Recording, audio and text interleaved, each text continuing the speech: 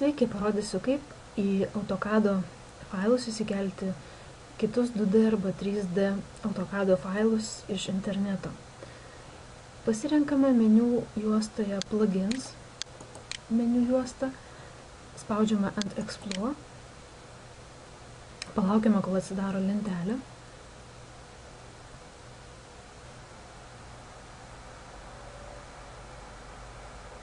Ir štai yra eilutė, kur galime įvesti tai, ko mes ieškome. Tarkim, mes ieškome kėdės.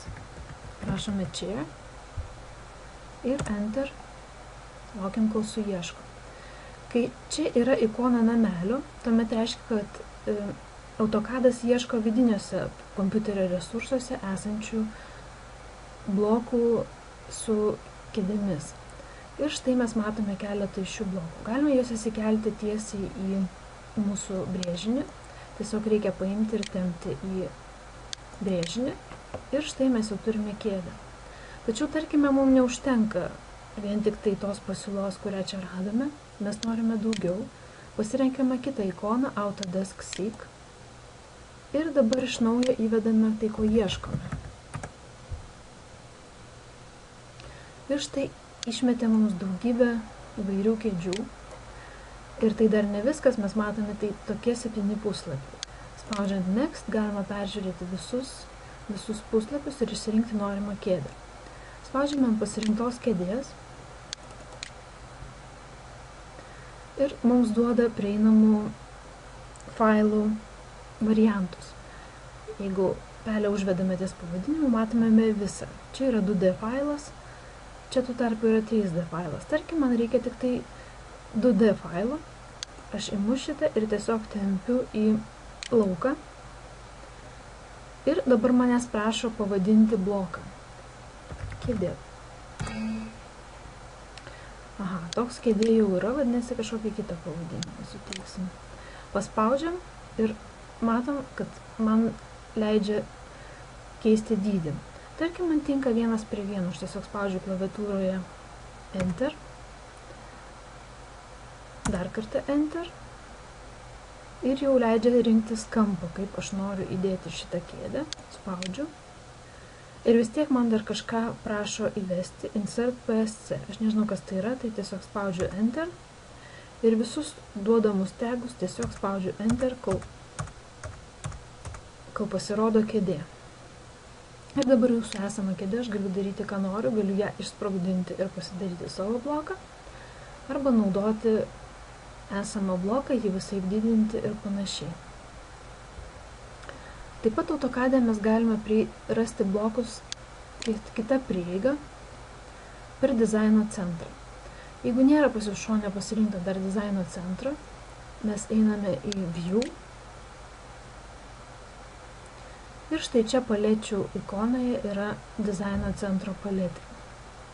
Taigi, pasispaudžiame dizaino centras ir jisai atsiranda. Kadangi aš jau uždaviau, kad visos tos paletės automatiškai taptų mažomis piktogramomis čia šone, jį man rodo iš karto. Jums galbūt dizaino centras pasirodys centre šio vaizdo ir jį galėsite nusitempti į šoną. Taigi spaudžiame ant dizaino centro ir čia reikia pasirinkti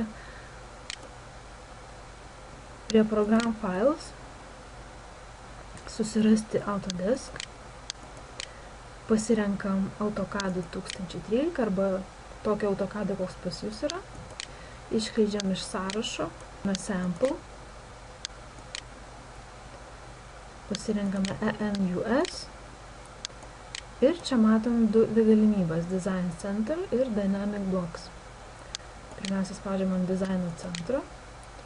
Ir čia galima matyti, kaip įvairūs failai, kurie yra kaip šablonai, duoda įvairius blokus.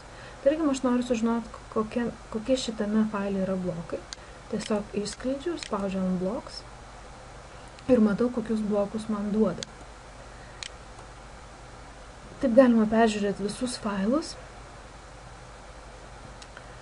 tačiau įdomiausias man yra šis failas, Home Space Planner, nes čia aš matau blokus yra kėdės, yra lovos, kompiuteriai ir jeigu aš noriu panaudoti kažkurį tai bloką, aš tiesiog jį tempiu į mano norimą failą. Taigi, tokiu būdu persižiūrėkit visus šitos failus, kokie blokai jums tinka ir galima su jais dirbti. Kitas labai įdomus dalykas tai yra ne dizaino centro papkė, o Dynamic Blocks papkė. Čia yra labai neblogų dinamiškų blokų.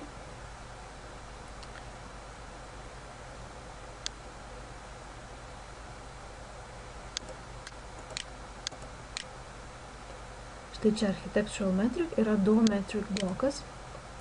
Įsivedame jį į lauką ir ką mes matome, pažymime. Ir štai blokas mums leidžia padidinti durų angą. Taigi, dinamiškai blokai skiriasi tuo, jog galima keisti jų išmatavimus norima linkme. Taip pat galima didinti į šią pusę. Taip pat bloką galima pakeisti į skirtingą laipsnį. Tarkim, atsidaro 90 laipsnių kampu. Vėl galiu didinti visą bloką, mažinti. Galiu pritaikyti komandą flip. Štai. Tai yra dinamiškas blokas ir jį labai patogu turėtis. Todėl dinamišką šį bloką galit naudoti. Tarkim, aš visaip čia ištampiau ir noriu, kad blokas grįžtų į pradinę padėtį. Pavyzdžiui, tiesiog dešinį pelės mygtuką ir reset block. Štai blokas normalizuojasi ir galiu dirbti su juo iš naujo.